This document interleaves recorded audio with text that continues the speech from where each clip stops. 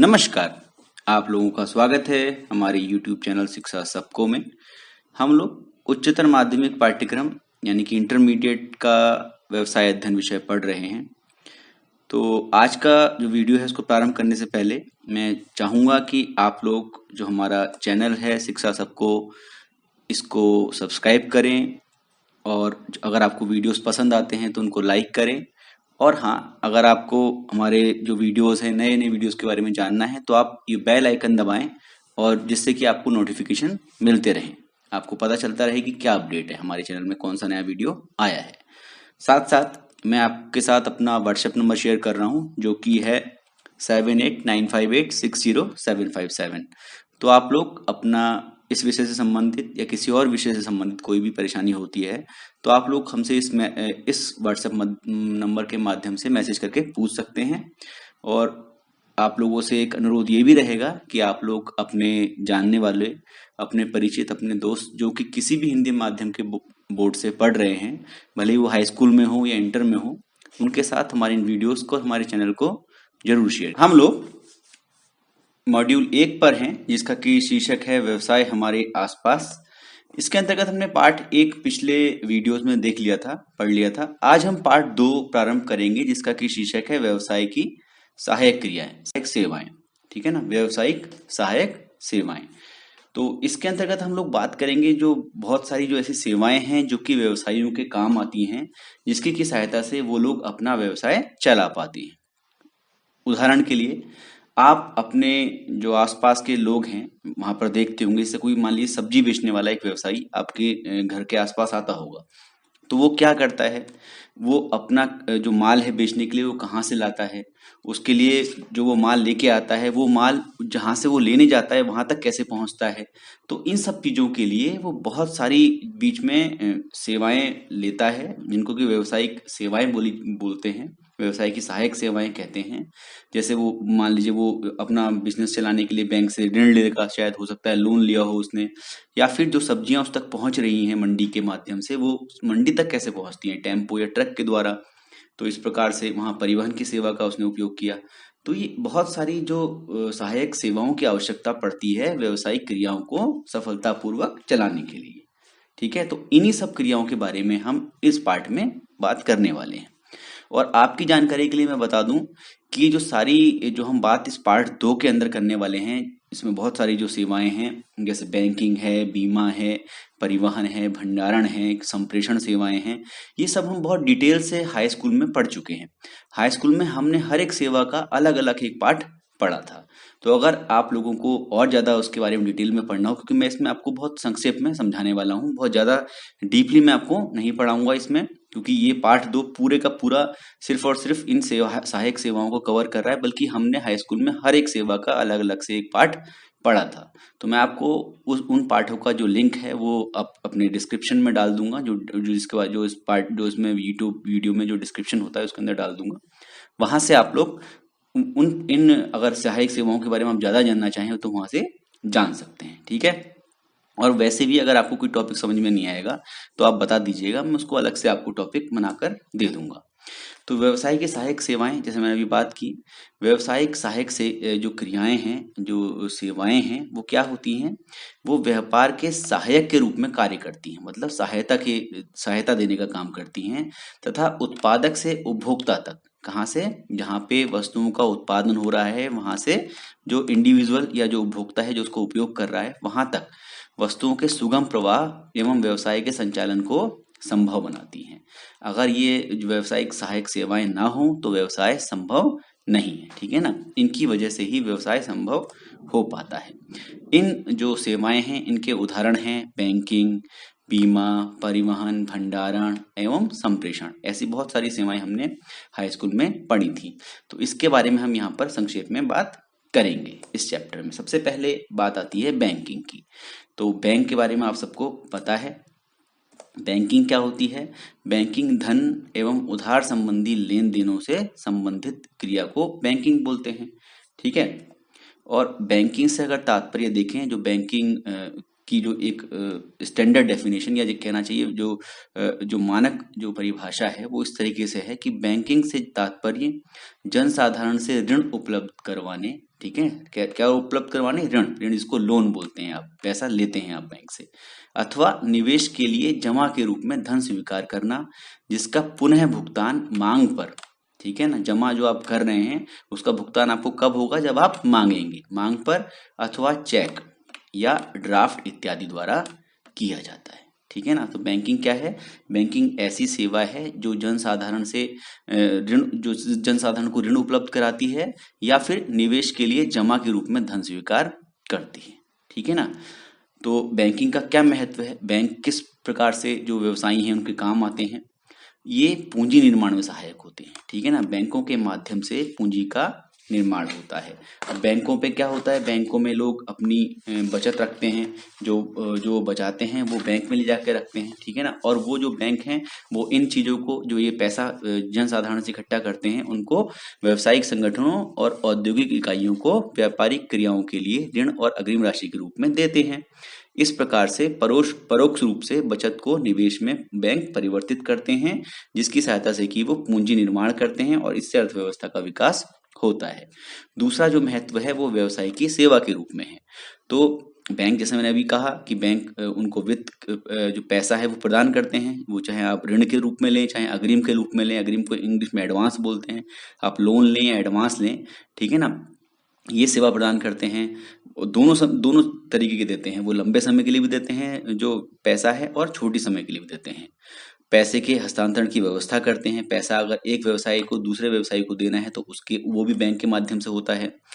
Check व bill आदि का पैसा एकत्र करते हैं, जैसे अगर कोई एक व्यवसायी है, उसने अपने ग्राहकों से मान लीजिए चेक के माध्यम से पैसा लिया, तो उस चेक को वो कहाँ, बैंक में जमा करेगा और बैंक से पैसा प्राप्त कर लेगा, ठीक है ना। तो ये चेक व बिल आदि का पैसा एकत्रित करते हैं और पूंजी जुटाने में सहायक होते हैं। तो इस प्रकार से व्यवसाय की सेवा करते हैं।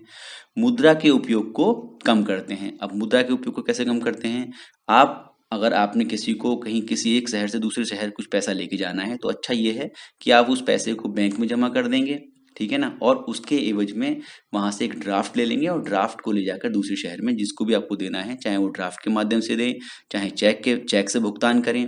तो इससे क्या होता है, इन सब की सुविधा से अकाउंट से पैसा एक अकाउंट से दूसरे अकाउंट में ट्रांसफर हो जाता है, ठीक है ना, कहीं पर भी आपको कैश लेके जाने की आवश्यकता नहीं पड़ती है। तो इस प्रकार से आप मुद्रा का उपयोग कम करते हैं। और आजकल आप चेक का यूज करते हैं, ट्रेवलर चेक होते हैं, क्रेडिट कार्ड होते हैं, इन सबको आप साथ ले जा सकते हैं।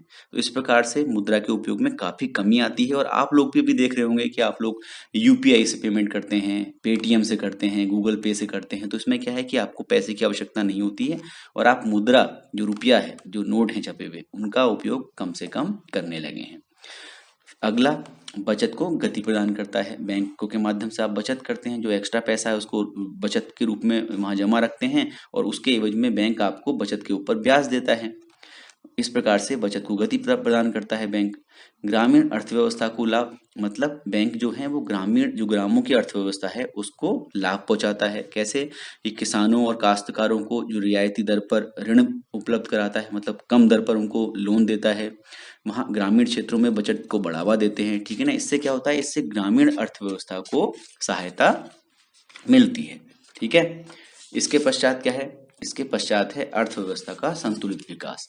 अब अर्थव्यवस्था के संतुलित विकास से मतलब ये है कि अर्थव्यवस्था में हो सकता है कुछ जगह ऐसी हो जहां पर कि जो आर्थिक विकास है वो कम हो, वो पिछड़े क्षेत्र हो।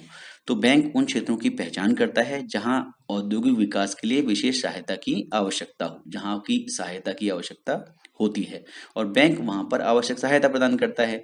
तो इस प्रकार से वो पिछड़े क्षेत्रों की पहचान करता है, उन्हें सही दर पर जितना उनको पैसा चाहिए वो प्रदान करता है और उनके आर्थिक विकास में सहायता करता है, ठीक है ना। तो इस प्रकार से जो बैंक है वो पिछड़े क्षेत्रों में उद्योगों और संतुलित क्षेत्रीय विकास में सहायता करता है। ऐसे ही ऋण नीति का विकास, मतलब जो लोन देने की जो पॉलिसी है, जो केंद्रीय बैंक है, खास तौर से जो अपना सेंट्रल बैंक है, जो बैंकों का बैंक कहलाता है, जिसको कि रिजर्व बैंक ऑफ इंडिया बोलते हैं, वो क्या करता है, वो उचित मुद्रा नीति विकसित करता है, उसके वो ये निकालता है कि किस प्रकार से जो ब्याज की दरें हैं वो क्या रहेंगी, ब्याज की दरों का निर्धारण करता है, और जो सिस्टम है, जो अर्थव्यवस्था है, उसमें पैसा कितना डालना है, कितनी मुद्रा की आपूर्ति करनी है, उसका भी रेगुलेशन कौन करता है? केंद्रीय बैंक करता है। ठीक है, तो ये सब बैंकिंग के महत्व हैं। इस प्रकार से बैंक बहुत एक महत्वपूर्ण भूमिका व्यवसायियों के लिए उनके हित में निभाते हैं। अब अगली बात आती है बैंकों के प्रकार की। तो बैंक कितने प्रकार के होते हैं? बैंक 5 प्रकार के होते हैं। ठीक है ना। सबसे पहला होता है केंद्रीय बैंक या भारतीय रिजर्व बैंक। तो केंद्रीय बैंक क्या है? केंद्रीय बैंक जिसको कि जो काम करता है, जैसे मैंने अभी बात की थी कि वो जैसे ब्याज दर का निर्धारण करना है, और मुद्रा की आपूर्ति कितनी रखनी है वो करना है। तो बैंकिंग प्रणाली का जो मार्गदर्शन है, जो दिशा दिखानी है, एक मार्ग दिखाना है, और साथ साथ नियमन करना है, रेगुलेशन करना है, उसका उत्तरदायित्व किसके पास होता है? देश के केंद्रीय बैंक के पास। ठीक है ना। तो देश में एक बैंक ऐसा होता है जिसको कि उत्तरदायित्व सौंपा जाता है, इसे केंद्रीय बैंक कहते हैं। और ये सबसे बड़ा बैंक होता है, शीर्षस्थ बैंक होता है। इसे उच्चतम वित्तीय अधिकार प्राप्त होते हैं, इसके पास बहुत सारी पावर्स होती हैं। भारत में केंद्रीय बैंकिंग प्राधिकारी भारतीय रिजर्व बैंक है। ये क्या करता है? ये लोगों से सीधे लेन देन नहीं करता है। ये क्या करता है? ये बैंकों से लेन देन करता है। ये बैंकों का बैंक है। इसमें सभी बैंकों के खाते होते हैं, और ये बैंकों को आवश्यकता पड़ने पर एडवांस देता है। ठीक है ना, जिसको एक लोन आप समझ सकते हैं। साथ साथ ये मुद्रा और साख की मात्रा का नियमन भी करता है। ठीक है ना। तो जो सभी बैंक जो मुद्रा जो पैसे के संबंध जो लेन देन है, उनका निरीक्षण और नियंत्रण भी केंद्रीय बैंक करता है। और रिजर्व बैंक क्या है? वो सरकार के बैंकर के रूप में भी काम करता है। जो सरकारी योजनाओं के लिए जो पैसा का आवंटन है, पैसा जो जाता है, वो सब रिजर्व बैंक के माध्यम से जाता है। ठीक है ना। और जो सरकार कहीं से लोग सरकार को पैसा लेना है, या सरकार कहीं बाहर से ऋण उठाती है, वो सब भी रिजर्व बैंक के माध्यम से होता है। अगले प्रकार के जो बैंक हैं वो कहलाते हैं वाणिज्यिक बैंक, जिनको इंग्लिश में कमर्शियल बैंक्स बोला जाता है। ये आप तौर पर आप और हम लोग यूज करते हैं। ये जन साधारण से पैसा इकट्ठा करते हैं। ठीक है ना। अगला है विकास बैंक। विकास बैंक क्या होते हैं? ये कुछ जो विकास की योजनाएं हैं, जो सरकारी योजनाएं हैं, उनका जो फायदा है वो लोगों तक पहुंचाने के लिए, ठीक है ना, ऐसा संस्थान है जो उद्योगों को मध्यम अवधि, दीर्घ अवधि, इन सब के लिए ऋण देता है। ऐसे बहुत सारे बैंक भारत में हैं, जैसे भारतीय औद्योगिक वित्त निगम, राज्य वित्त निगम, भारतीय औद्योगिक विकास बैंक। तो ये सब सरकारी बैंक हैं। इसके बाद पश्चात है सहकारी बैंक। तो जो सहकारी समितियां होती हैं, वो जो बैंकिंग का काम करती हैं, वो सहकारी बैंक के माध्यम से करती हैं। अगर सहकारी समितियां, जिनको कि हमने पढ़ा था व्यवसाय अध्ययन में, हाई स्कूल में, तो सहकारी समितियां जो हैं, उनके द्वारा जो बैंकिंग की जाती है, वो सहकारी बैंक के माध्यम से की जाती है। अगले है विशिष्ट बैंक। जैसे विशिष्ट बैंक का मतलब है जो कुछ विशेष क्षेत्रों में पैसा देते हैं, वो विशेष कामों के लिए पैसे देते हैं, जो विशेष उद्देश्य के लिए बनाए गए हैं। ठीक है ना। ये क्या करते हैं? किसी विशेष गतिविधि अथवा क्षेत्र विशेष में काम करते हैं। जैसे ये एग्जिम बैंक है। एग्जिम बैंक क्या होता है? इसको बोलते हैं एक्सपोर्ट एंड इंपोर्ट बैंक। मतलब जो आयात निर्यात करने वाले व्यापारी हैं या लोग हैं, उनको जो पैसे का लेन देन है वो एग्जिम बैंक के माध्यम से करते हैं। ऐसे ही सिडबी क्या है? ये छोटे जो उद्योग हैं, ठीक है ना, उनके लिए भारतीय लघु उद्योग विकास बैंक इसको बोलते हैं। ऐसे ही है नाबार्ड, जो कि क्या किस काम आता है? कृषि एवं ग्रामीण विकास बैंक है। ठीक है ना। तो ये सारे के सारे जो चीजें हैं, ये बैंकों के 5 प्रकार हैं। इनके फिर कुछ और नीचे प्रकार होते हैं। जैसे वाणिज्यिक बैंक हैं, ये फर्दर 2 प्रकार के होते हैं। एक तो है सार्वजनिक क्षेत्र के बैंक, और एक है निजी क्षेत्र के बैंक। सार्वजनिक क्षेत्र बैंक के बैंक वो होते हैं जिनकी की जो मालिकाना हक है, जो मालिक होता है इनका, जो ओनर है, वो सरकार होती है। ठीक है ना। वो सरकार के हाथों में इनकी ओनरशिप होती है, तो इनको इसलिए बोला जाता है सार्वजनिक क्षेत्र के बैंक। और निजी क्षेत्र के बैंक ऐसे होते हैं जिसमें कि निजी पूंजी लगी होती है, निजी जो उसकी अंश पूंजी है, इस पर निजी स्वामित्व होता है इसका। ठीक है ना। और ये कंपनी के रूप में रजिस्टर्ड होते हैं। ऐसे ही अगला जो बात है वो है विदेशी बैंक। विदेशी बैंक वो बैंक होते हैं जिनके की मुख्यालय तो होते हैं विदेश में। ठीक है ना। वो होते तो मूलतः विदेशी हैं, लेकिन उनकी शाखाएं देश में भी होती हैं। जैसे HSBC है, अमेरिकन एक्सप्रेस बैंक है, स्टैंडर्ड एंड चार्टर्ड बैंक है। और ऐसे ही सार्वजनिक क्षेत्र के बैंक आपको पता होगा, state bank of India, SBI जिसको आप बोलते हैं, PNB, ये सब जो है सार्वजनिक क्षेत्र के बैंक हैं। निजी क्षेत्र के बैंक अगर आप देखेंगे तो HDFC है, ICICI बैंक है, एक्सिस बैंक है, इंडसइंड बैंक है, ये सारे के सारे निजी क्षेत्र के बैंक है। ठीक है ना। इसके पश्चात हम बात करें सहकारी बैंक, तो ये भी 3 प्रकार के होते हैं, प्राथमिक सहकारी समितियां, राज्य सहकारी बैंक और केंद्रीय सहकारी बैंक। ठीक है, तो ये तो हमने पढ़ लिया बैंकों के प्रकार। अब हम बात करते हैं वाणिज्यिक बैंक के कार्यों की। अभी हमने देखा था कि एक प्रकार के बैंक वाणिज्यिक बैंक होते हैं जो कि जन साधारण से लेन देन करते हैं, जहां पे कि हम लोग जाकर पैसा जमा कराते हैं या फिर लोन ले सकते हैं। ठीक है ना। तो ये जो वाणिज्यिक बैंक है, जिनको कमर्शियल बैंक कहते हैं, जो 3 टाइप के थे, 3 प्रकार के थे, सार्वजनिक बैंक, निजी बैंक और विदेशी बैंक। तो इनके क्या कार्य होते हैं, ठीक है, इनके कार्यों, जो इनके मुख्य कार्य हैं वो तो हमें पता है कौन कौन से। एक तो होता है जमा राशि स्वीकार करना। ठीक है ना। तो इनके 2 प्रकार के कार्य हम डिस्कस करेंगे, एक तो है मुख्य कार्य और एक है गौण कार्य। तो मुख्य कार्य को इंग्लिश में बोलेंगे प्राइमरी वर्क्स, और जो ये है वो है सेकेंडरी। ठीक है ना। जो प्राथमिक कार्य हैं, जो मुख्य कार्य हैं, वो कौन कौन से हैं? जमा राशि स्वीकार करना, जिसमें क्या है, ये सर्वाधिक महत्वपूर्ण कार्य है। क्यों? क्योंकि इसके माध्यम से ही ये लोग पैसा जुटाते हैं। ठीक है ना। अगर जमा राशि ही स्वीकार ना करें तो ये किसी को लोन देने की हालत में होंगे ही नहीं, क्योंकि ये हम लोगों से पैसा जमा करा करते हैं और फिर उद्योगों को पैसा ऋण के रूप में देते हैं, या फिर जन साधारण को भी ऋण के रूप में देते हैं। जमा की प्रकृति के अनुसार जमा हम कई प्रकार की बचत खाते होते हैं, जो जैसे बचत बैंक है, आवर्ती जमा है, इनके हिसाब से जमा की गई राशि पर अलग अलग प्रकार से ब्याज हमको मिलता है। जमा राशि अर्जित ब्याज की रकम के साथ बढ़ती जाती है। जो हम पैसा जमा करते हैं बैंक में, उसमें ब्याज जुड़ता जाता है और हमारी रकम बढ़ती जाती है। ठीक है ना। तो ये पहला काम हो गया, जमा राशि स्वीकार करना। और दूसरा काम है ऋण तथा अग्रिम प्रदान करना, मतलब लोन और एडवांसेस देना। किनको? औद्योगिक इकाई को भी दे सकते हैं और जनसाधारण को भी दे सकते हैं। तो दूसरा महत्वपूर्ण कार्य है ऋण देना तथा अग्रिम प्रदान करना। ब्याज की दर विभिन्न जमा राशि खातों ब्याज की दर से ऊंची होती है, मतलब जो आप जिस रेट से बैंक जमा राशि पर ब्याज देते हैं, उससे ज्यादा रेट से ये लोग ऋण और अग्रिम प्रदान करते हैं। क्यों? क्योंकि अगर ये उससे कम रेट पर देंगे तो इनको कुछ इनका इनकम नहीं हो पाएगी और ये बैंक बंद हो जाएंगे। तो ऑब्वियस सी बात है, जितना ये जमा राशि पर देते हैं उससे ज्यादा ये ऋण के रूप में लेते हैं। ठीक है ना। और यही जो डिफरेंस है, इसी से इनकी इनकम होती है, इसी से इनका प्रॉफिट होता है। ठीक है ना। तभी ये बैंक अपना काम कर पाते हैं। दूसरा जो वाणिज्यिक बैंक के गौण कार्य हैं, मतलब जो सेकेंडरी वर्क्स हैं, वो कौन कौन से हैं? इसमें 2 प्रकार के होंगे, एक तो एजेंसी सेवाएं ये प्रदान करते हैं और दूसरा है सामान्य उपयोगी सेवाएं। ठीक है ना। सामान्य उपयोगी मतलब जनरल यूटिलिटी वाले जो काम ये करते हैं वो वाले। ठीक है ना। कौन कौन से होते हैं, बात कर लेते हैं। सबसे पहले एजेंसी सेवाओं की बात करें तो वे सेवाएं जिन्हें वाणिज्यिक बैंक ग्राहकों के एजेंट के रूप में देते हैं, ठीक है ना, प्रदान करते हैं, वो कौन कौन सी हैं? ग्राहकों के चेकों और बिलों की वसूली, जो चेक आपके हैं, जो बिल हैं, उनकी वसूली करते हैं। ग्राहकों के लिए उनके किराए, ब्याज, बीमा प्रीमियम, चंदे आदि का भुगतान। आजकल आप देख रहे होंगे कि आप ये सारी चीजें बैंक के ऐप से भी कर पाते हैं, मोबाइल ऐप के माध्यम से भी इन सब चीजों का भुगतान कर पाते हैं।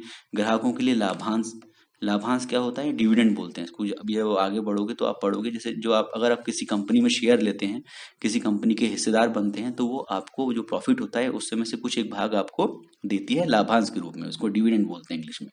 ऐसे ही ब्याज, किराए, इन सब की वसूली करना, ये काम भी बैंक कर सकते हैं। ग्राहकों के लिए प्रतिभूतियों, जैसे कि शेयर्स हैं, बॉन्ड्स हैं, ठीक है ना, या डिबेंचर्स हैं, इन सब की का क्रय और विक्रय का काम भी आप बैंक के माध्यम से कर सकते हैं। ठीक है ना। और न्यासी यानी कि ट्रस्ट या कार्यकारी की भूमिका भी निभाते हैं बैंक। ग्राहकों के लिए देश व विदेश के अन्य बैंकों और वित्तीय संस्थानों के साथ एजेंट अथवा संवाददाता की भूमिका निभाते हैं। अगर आपको पैसे का लेन देन विदेशों से करना है, वो भी ये करते हैं। ठीक है ना। अब है वाणिज्यिक बैंक के गौण कार्य, सामान्य उपयोगी सेवाएं। ठीक है ना। तो वे सेवाएं जिन्हें वाणिज्यिक बैंक न केवल अपने ग्राहकों को बल्कि जन साधारण को भी प्रदान करता है। कौन कौन से? जैसे बैंक ड्राफ्ट है, तो बैंक ड्राफ्ट आप किसी भी बैंक से बनवा सकते हैं, जरूरी नहीं कि आप उस बैंक के ग्राहक ही हों। भुगतान आदेश, पे ऑर्डर देना, बैंक का चेक या यात्री चेक जारी करना। यात्री चेक भी बैंक किसी भी व्यक्ति को कर सकते हैं, भले ही उसका खाता उस बैंक में हो या ना हो। साख पत्र जारी करना, लॉकरों में कीमती सामान को सुरक्षित करना, एटीएम कार्ड, डेबिट कार्ड एवं क्रेडिट कार्ड की सुविधा उपलब्ध कराना। ठीक है ना। तो जो अब एटीएम कार्ड तो एक अलग चीज है, लेकिन डेबिट कार्ड, जो क्रेडिट कार्ड है, वो बैंक ऐसे लोगों को भी दे देते हैं जिनके कि उनके यहाँ अकाउंट नहीं होते, जो उनके ग्राहक नहीं होते हैं। इसके पश्चात इंटरनेट बैंकिंग एवं फोन बैंकिंग, विभिन्न प्रतियोगी परीक्षाओं के विवरण पत्रों एवं आवेदन पत्रों की बिक्री करना, ठीक है ना। तो बहुत सारे कम्पिटिटिव एग्जाम्स के जो फॉर्म होते हैं वो भी कई बार बैंक में मिल जाते हैं।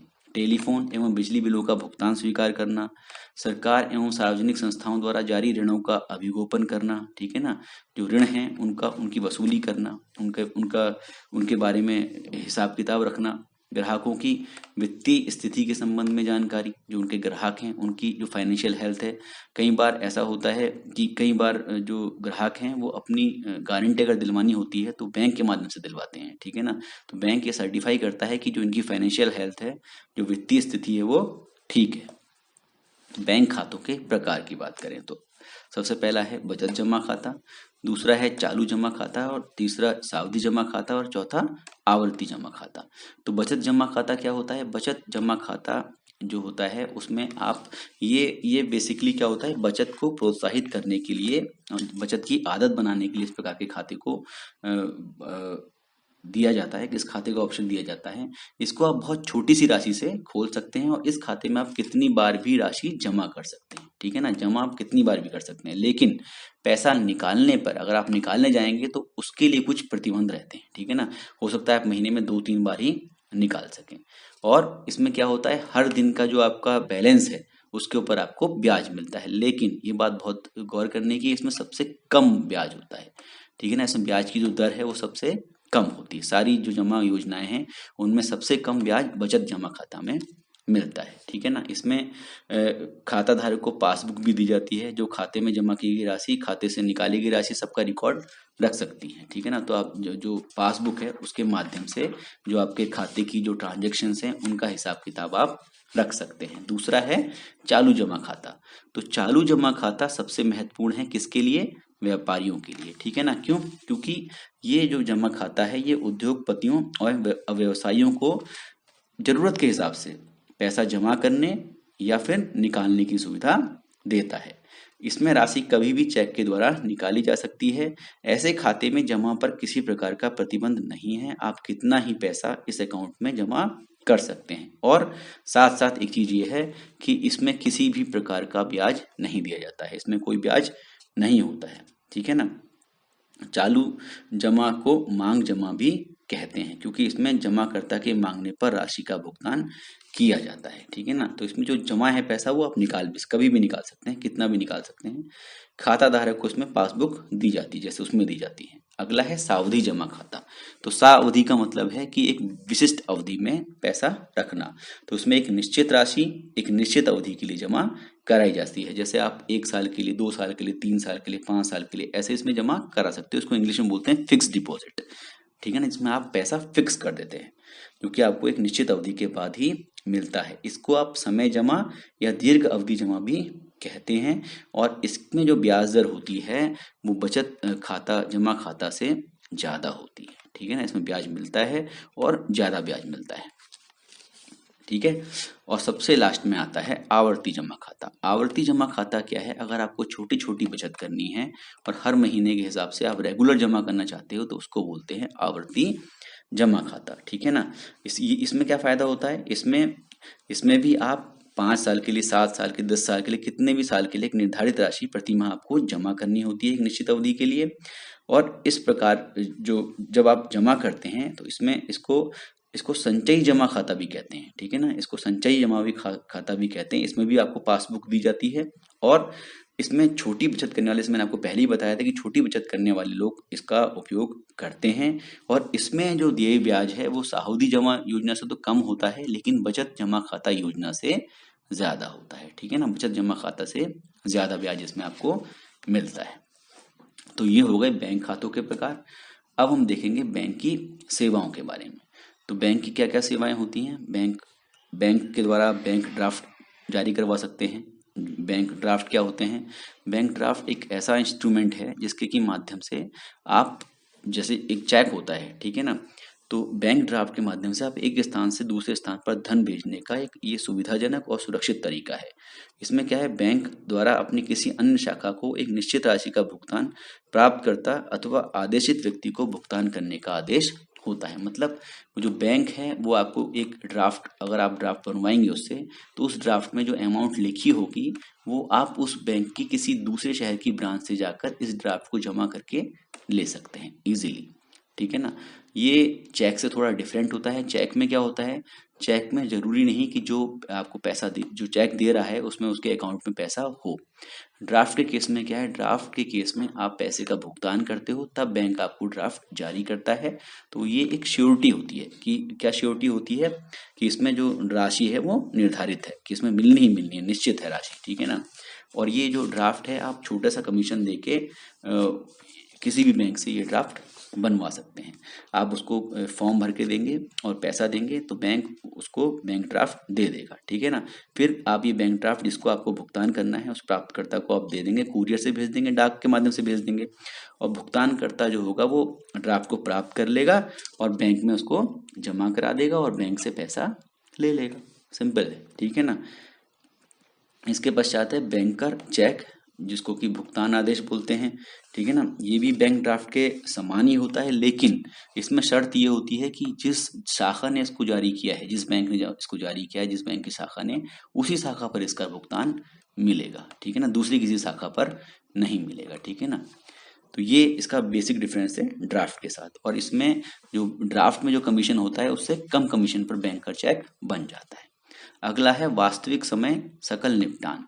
तो वास्तविक समय आरटी, जो रियल टाइम ग्रॉस सेटलमेंट इसको बोलते हैं इंग्लिश में। तो ये क्या है, ये भी एक पैसे के हस्तांतरण का एक तरीका है। ठीक है ना। कोष के हस्तांतरण का एक तरीका है। तो इस तरीके में क्या होता है, एक बैंक से दूसरे बैंक को वास्तविक समय और सकल आधार पर जो कोष का जो ट्रांसफर है, हस्तांतरण, वो हो जाता है। ठीक है ना। तो इसमें आप जब जाएंगे किसी बैंक में तो वहां पर इसका जो फॉर्म है उसकी प्रोसेस करेंगे, तो जो जो बैंक है उस बैंक से जो दूसरा बैंक जिसमें आपको भेजना है, जिस खाते में आपको भेजना है, उसमें 2 घंटे के अंदर दूसरे जिसको भी आप भेज रहे हैं उसके अंदर उसके पास पैसा चला जाएगा। इसके जो लेन देन है उसकी न्यूनतम राशि 50,000 रुपये होती है आपकी किताब के हिसाब से। हालांकि अब जो है ये 2 लाख रुपए कर दी गई है। ठीक है ना। इसकी कोई अधिकतम सीमा नहीं है, आप इससे कितनी भी राशि दूसरे तक भेज सकते हैं। इस पर वसूल जो कमीशन इस पर लेते हैं बैंक, वो अलग अलग लेते हैं। हर बैंक का हिसाब किताब अलग अलग है, उसके हिसाब से इसको लिया जाता है। ठीक है ना। इसी तरीके से एक और तरीका है कोष हस्तांतरण का, वो है राष्ट्रीय इलेक्ट्रॉनिक कोष हस्तांतरण, या इसको बोलते हैं national electronic fund transfer, NEFT।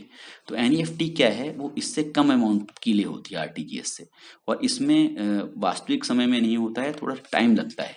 ठीक है ना। तो इसमें होता क्या है, NEFT में जो पैसे का ट्रांसफर होता है वो बैचेज में होता है। ठीक है ना। इसमें एक दिन में 6 बैचेस बनते हैं, जिसके के हिसाब से जो NEFT है उसकी ट्रांजेक्शन्स को प्रोसेस किया जाता है। ठीक है ना। तो आपने अगर आपका जो नंबर जैसे आपने ट्रांसफर करना चाहा पैसा, तो NEFT के आप जिस बैच में आओगे, जैसे अभी आपने पैसा जमा किया, जैसा आपकी किताब में लिखा है कि प्रातः 6:30 बजे बैच होता है, 10:30 बजे होता है, 12 बजे, 1 बजे, 3 बजे, 4 बजे। तो मान लीजिए अगर आप 10:30 बजे के बाद पैसा जमा करा रहे हो, आपने 11 बजे पैसा जमा कराया, तो वो दोपहर 12 बजे प्रोसेस होगा अगले बैच में। ठीक है ना। तो ये, और शनिवार को ये केवल 3 बार होता है दिन में। ठीक है ना। तो इस प्रकार से जो NEFT है, और NEFT में जो राशि है वो कम होती है। मतलब ऐसे उसमें एक लिमिट थी कि 50,000 से कम में नहीं होगा RTGS, इसमें आप कम में भी कर सकते हैं, लेकिन जो लेन देन है वो अलग अलग समूहों में होगा। ठीक है ना। बैचेस बोलेंगे उसको, उसमें होता है। ठीक है। अगला है बैंक अधिविकर्ष। ठीक है ना। इसको इंग्लिश में बोलते हैं ओवरड्राफ्ट। तो बैंक बहुत सी बार अपने ग्राहकों को ओवरड्राफ्ट की फैसिलिटी देता है। ओवरड्राफ्ट का मतलब है, अधिविकर्ष का मतलब है कि जितना आपके अकाउंट में पैसा है आप उससे ज्यादा निकाल सकते हैं। ठीक है ना। एक तरह से लोन हो गया वो। तो जो चालू खाता धारक, ये केवल किस किस खाते में होती है, चालू खाता धारक जो होते हैं उनमें, उनको जो व्यवसायी होते हैं, उद्योगपति होते हैं, उनको अपने खाते में जमा राशि से अधिक एक निर्धारित सीमा तक राशि चेक द्वारा वो निकाल सकते हैं। ये सुविधा कुछ व्यक्तियों की प्रतिभूति पर दी जाती है, मतलब आपको गारंटी देनी पड़ती है उसके लिए। बैंक अधिविकर्ष पर उच्च दर से ब्याज लिया जाता है। जितना भी आप ओवरड्राफ्ट करते हैं उस पर ब्याज काफी ज्यादा होता है। ठीक है ना। और साथ साथ एक और भी चीज़ है कि चालू खाते से अतिरिक्त राशि के आहरण करने पर अगर आप पैसा निकालते हैं ज़्यादा तो उसे निर्धारित अवधि में आपको खाते में जमा कराना होता है। ठीक है ना। अगला है नकद साख। ठीक है ना। नकद साख पद्धति में क्या होता है, जो आदमी है या फर्म है, कंपनी है जिसका खाता बैंक में है, वो बैंक से राशि उधार ले सकता है। ठीक है ना। मतलब उसकी क्रेडिट बना दी। ठीक है ना। कैश क्रेडिट उसके लिए एक सीमा निश्चित कर दी कि आप इतना पैसा हमारे से ले सकते हैं। ठीक है ना। जैसे आपका क्रेडिट कार्ड होता है, क्रेडिट कार्ड से भी आपको एक होता है कि आप इतना आपकी राशि है कि आप उतनी राशि का माल उधार में ले सकते हैं। तो वही है, कैश क्रेडिट आपके लिए होता है, उसको नकद साख बोलते हैं हिंदी में। ठीक है ना। जो उधार आप पैसा लेते हैं उसकी उस पर आपसे ब्याज लिया जाता है। ठीक है ना। और इसकी जो सीमा है वो आपकी हैसियत है, जो आपकी गारंटियां हैं या जो भी आपकी पर्सनल रेपो है उसके हिसाब से आपको जो सीमा है, जो लिमिट है वो निर्धारित की जाती है। अगला है एसएमएस अलर्ट्स। एसएमएस अलर्ट्स का मतलब है कि जब ये एक प्रकार की ई बैंकिंग सुविधा है, अगर आपका कोई ट्रांजैक्शन होता है बैंक के साथ तो आपको आपके में जो मोबाइल नंबर है उस पर एक एसएमएस आ जाता है। अगर जैसे कोई पैसा जमा हुआ, कुछ पैसा आपके यहाँ से कटा आपके अकाउंट से, तो वो आपको एसएमएस के द्वारा बैंक बता देते हैं। ठीक है ना। तो ये बात हो गई बैंक सेवाओं की। अब अगली बात है, जो मैंने इसमें चीज़ें पढ़ी उसमें कुछ विशेषताएं हैं। जैसे बैंक ड्राफ्ट की विशेषता क्या होती है, इसके अनादृत होने की जोखिम नहीं होती है। अनादृत होने की मतलब इस आप, क्योंकि मैंने बताया आपको पैसे के भुगतान के बाद ही आपको बैंक ड्राफ्ट मिलता है, तो वो डिसऑनर नहीं हो सकता है, मतलब उसका अनादर नहीं हो सकता है। मतलब जैसे कई बार ऐसा होता है कि कुछ लोग आपको चेक दे देंगे, उनके अकाउंट में पैसा नहीं होगा तो क्या होगा, चेक बाउंस हो जाएगा। लेकिन बैंक ड्राफ्ट क्योंकि पैसा लेने के बाद बनाया जाता है तो इसके अनादृत होने की जोखिम नहीं होती है। ये हमेशा आपको इसका पैसा मिल जाएगा, तो ये सेफ है, मतलब सुरक्षित है। जारीकर्ता बैंक ड्राफ्ट के लिए कुछ कमीशन लेता है, ये मैंने बता दिया था आपको। एक स्थान से दूसरे स्थान पर ये सुविधाजनक और सुरक्षित माध्यम है। अगर एक स्थान से दूसरे स्थान पर आपको पैसा भेजना है, जारी करने की तिथि से 3 महीने तक वैध होता है। ये प्राप्तकर्ता अथवा उसके आदेशित व्यक्ति को एक निश्चित राशि का भुगतान करने का आदेश होता है। ठीक है ना। ऐसे ही जो वास्तविक समय सकल निपटान है वो भी मैंने आपको बता दिया था। क्या बताया था कि ये कोष हस्तांतरण प्रणाली है, वास्तविक समय और सकल आधार पर इसको किया जाता है। न्यूनतम राशि 50,000 रुपये होती है जिसको क्या आप ट्रांसफर कर सकते हैं। कमीशन की राशि अलग अलग बैंकों में अलग अलग होती है। ठीक है ना। एनईएफटी में क्या होता है, ये अवधि विशेष में होता है। ठीक है ना। इसके बैचेस बनते हैं, जैसे मैंने बताया था 6 बार होता है। ठीक है ना। एनईएफटी की विशेषताएं, एनईएफटी का उपयोग बैंक में खाता खोले बिना भी कर सकते हैं। बैंक में खाता होना अनिवार्य है, बैंक में खाते खोले बिना भी कर सकते हैं। ठीक है ना। लेकिन जिसके पास आप पैसा भेज रहे हैं उसका बैंक में खाता होना अनिवार्य है। ठीक है ना। आप बैंक में गए, आपने नगद पैसा दिया, उसको कहा कि एनईएफटी से भेज दो, लेकिन भेज कहाँ दो, होना तो किसी बैंक के अकाउंट में तो भिजवाओगे आप। तो जिसको जो प्राप्त करता है, जो रिसीविंग एंड पे है, जिसको पैसा चाहिए, ठीक है ना, प्राप्तकर्ता का बैंक में खाता होना अनिवार्य है। लेन देन अलग अलग समूहों में होता है, बैचेस बनते हैं। इसमें हस्तांतरण की राशि जो है वो अलग अलग होती है। ठीक है ना। हस्तांतरण की राशि का डिफरेंस होता है। विदेशों से धन हस्तांतरण के लिए ये नहीं है सुविधा। ठीक है ना। कुछ इसमें शुल्क लिया जाता है। धन प्राप्तकर्ता को कोई व्यय नहीं करना पड़ता, जिसको आप भेज रहे हैं पैसा उसको कोई पैसा नहीं देना पड़ेगा। ठीक है ना। उसका कोई खर्चा नहीं होगा, केवल आपको कमीशन देना पड़ेगा बैंक को पैसा भेजने का। अगली जो एक टॉपिक आती है वो है ई बैंकिंग। तो कंप्यूटर प्रणाली द्वारा बैंक लेन देनों को करना ई बैंकिंग कहलाती है। ये हमने बहुत डिटेल में पढ़ा था पिछले क्लास में। तो इंटरनेट बैंकिंग इसको बोलते हैं। कोई भी उपयोगकर्ता जिसके पास अपना कंप्यूटर तथा ब्राउजर है, बैंक कार्यों को करने के लिए बैंकों की वेबसाइट से जुड़ सकता है। अपने अकाउंट को लॉगिन करिए। अब जो आपको पैसा जमा करना है, पैसा निकालना है, ड्राफ्ट बनाना है, चेक बुक मंगानी है, ये सारे काम आप कर सकते हैं। तो ई बैंकिंग के लाभ क्या हैं, ग्राहक को 24 घंटे और 365 दिन सेवाएं प्राप्त होती हैं। बैंक के असीमित संपर्क से ग्राहक संतुष्टि में वृद्धि होती है। ग्राहकों को यात्रा के दौरान बैंकिंग लेन देनों को ये संभव बनाता है। लेन देनों की लागत में इससे कमी आती है। ग्राहकों को शक्ति प्राप्त होती है और बैंकों को प्रतियोगिता का लाभ प्राप्त होता है। अब लेन देनों की लागत कैसे कम होती है, लेन देनों की लागत ऐसे कम होती है कि आपको ब्रांच में नहीं जाना पड़ता। आप ब्रांच में नहीं गए तो उनके जो व्यक्ति हैं, जिनके जिनके जिनके पास आप जाते हैं, उनकी आवश्यकता नहीं है। ठीक है ना। उनको फॉर्म की आवश्यकता नहीं है, सारी चीज़ों की आवश्यकता नहीं है। तो लेन देनों की जो लागत है वो कम हो जाती है, ठीक है ना, क्योंकि बहुत सारे जो ट्रांजेक्शन अगर ऑनलाइन होंगे तो उनकी जो फिजिकल जो भौतिक रूप से जो उनकी चीजें हैं जिनकी आवश्यकता पड़ती है, जिस इंफ्रास्ट्रक्चर की, उसकी आवश्यकता नहीं होगी। अब ई बैंकिंग से क्या क्या सेवाएं दी जाती हैं, जैसे अभी हमने बात की एनईएफटी, आरटीजीएस, इन सब की सुविधाएं दी जा सकती हैं। इलेक्ट्रॉनिक कोष हस्तांतरण जिसको बोलते हैं, electronic fund transfer, ATM, ATM कैसे संभव हुआ, इंटरनेट बैंकिंग के द्वारा ही संभव संभव हुआ। विक्रय बिंदु जिसको पॉइंट ऑफ सेल बोलते हैं, मतलब जो आपने देखा होगा दुकानों पे आप जाते हैं, छोटी छोटी मशीनें होती हैं उनके पास, ठीक है ना, उसको पीओएस बोला जाता है।